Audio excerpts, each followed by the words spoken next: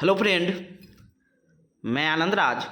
आप सभी देखिए, मिथिला यूनिवर्सिटी जो आपका दरभंगा में है, ललित नारायण मिथिला यूनिवर्सिटी, उसका बीएड फर्स्ट ईयर का एग्ज़ाम आपका 24 अप्रैल से स्टार्ट होने वाला है। तो देखिए, कोर्स 1 जो आपका चाइल्डहुड एंड ग्रोविंग अप है, उसका वीवीआई क्वेश्चन डाल दिए हैं।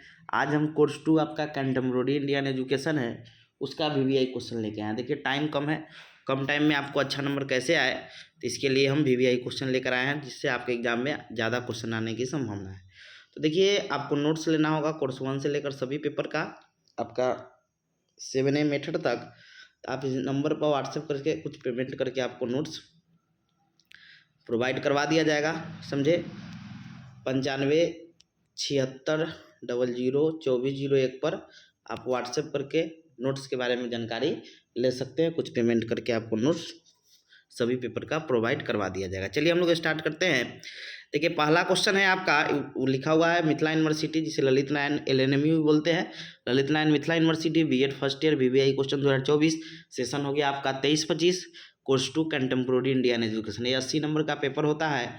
5 यूनिट में आपको 10 क्वेश्चन दिया जाएगा और प्रत्येक यूनिट में 2-2 क्वेश्चन रहेगा, और आपको प्रत्येक यूनिट से एक एक प्रश्न का चयन करते हुए कुल 5 प्रश्नों का जवाब देना है। एक क्वेश्चन 16 नंबर का होता है। चलिए, यूनिट 1 में क्वेश्चन है आपका कि शिक्षा के अधिकार अधिनियम 2009 आरटी एकदम वीवीआई क्वेश्चन है, और इसको अच्छा से पढ़ के जाइएगा। राइट टू एजुकेशन बहुत वीवीआई क्वेश्चन है कि शिक्षा के अधिकार अधिनियम 2009 की व्याख्या कीजिए। दूसरा क्वेश्चन है कि शिक्षा से संबंधित संवैधानिक दायित्व कौन, यानी शिक्षा से संबंधित संविधान में क्या क्या दायित्व दिया गया है उसको लिखना है। तो वही है, शिक्षा से संबंधित संवैधानिक दायित्व कौन कौन से हैं, इन दायित्वों को पूरा करने की नीतियों और कार्यक्रमों की विवेचना कीजिए। और एक्स्ट्रा में कुछ देखिए, एग्जाम में 2 ही क्वेश्चन आएगा, हम आपको एक एक्स्ट्रा क्वेश्चन देते हैं, समझे। तो एक्स्ट्रा में क्वेश्चन है कि शिक्षा के सार्वभौमिकरण से आप क्या समझते हैं। भारत में प्रारंभिक शिक्षा के सार्वभौमिकरण में व्याप्त समस्याएं की चर्चा करें। समझ गए थे, 3 क्वेश्चन पढ़ लीजिएगा, इसी से रिलेटेड आपके एग्जाम में क्वेश्चन रहेगा। अब आते हैं हम लोग यूनिट 2 में। देखिए, यूनिट 2 में आपका माध्यमिक शिक्षा आयोग से क्वेश्चन रहेगा ही रहेगा। तो क्वेश्चन है कि कोठारी कमीशन पिछले बार पूछा था, तो इस बार आने की संभावना है। तो क्वेश्चन है कि माध्यमिक शिक्षा आयोग 1952-53 की सिफारिशों की व्याख्या करें, साथ ही माध्यमिक शिक्षा की समस्या क्या क्या है इसका भी वर्णन करना है। दूसरा क्वेश्चन है कि राष्ट्रीय माध्यमिक शिक्षा अभियान, बहुत वीवीआई है, RMSA शॉर्ट में बोलते हैं, राष्ट्रीय माध्यमिक शिक्षा अभियान का वर्णन करें। और एक्स्ट्रा में क्वेश्चन है कि राष्ट्रीय शिक्षा नीति 1986 की विशेषताओं का वर्णन करें। तो इतना क्वेश्चन पढ़ लीजिएगा, आपके लिए यूनिट 2 के लिए सफिशियंट है, इसी से रिलेटेड क्वेश्चन रहेगा।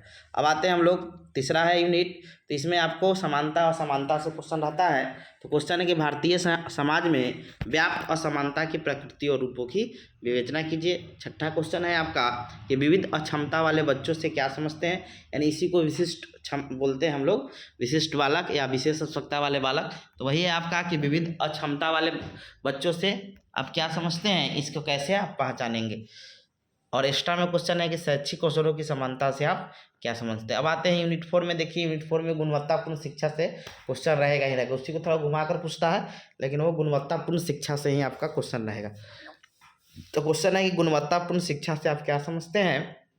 माध्यमिक स्तर पर गुणवत्ता शिक्षा में बढ़ाने हेतु सरकार के प्रयासों का वर्णन करें। 8वां क्वेश्चन है कि गुणवत्तापूर्ण शिक्षा के संप्रत्यय को स्पष्ट करें, इसके संकेतक की व्याख्या, क्या क्या संकेतक या मानक है उसकी व्याख्या करना है। यूनिट 5 का क्वेश्चन है कि शांति शिक्षा से आप क्या समझते हैं। इसमें आपका शांति शिक्षा से ही आएगा, शांति स्थापित करने में शिक्षक की भूमिका का वर्णन करें। और 10वां क्वेश्चन है शांति शिक्षा के संप्रत्यय को स्पष्ट करें, वैश्विक संदर्भ में इसके क्या महत्व है इसको लिखना है। समझ गए। तो अब देखिए, आपको नोट्स लेना होगा तो 9576002401 पर व्हाट्सएप करके नोट्स के बारे में जानकारी ले सकते हैं। समझ गए। तो ठीक है, तो अब हम कोर्स 3 ये सब का 4 ये सब का जल्दी गेस कर देंगे। Thank you.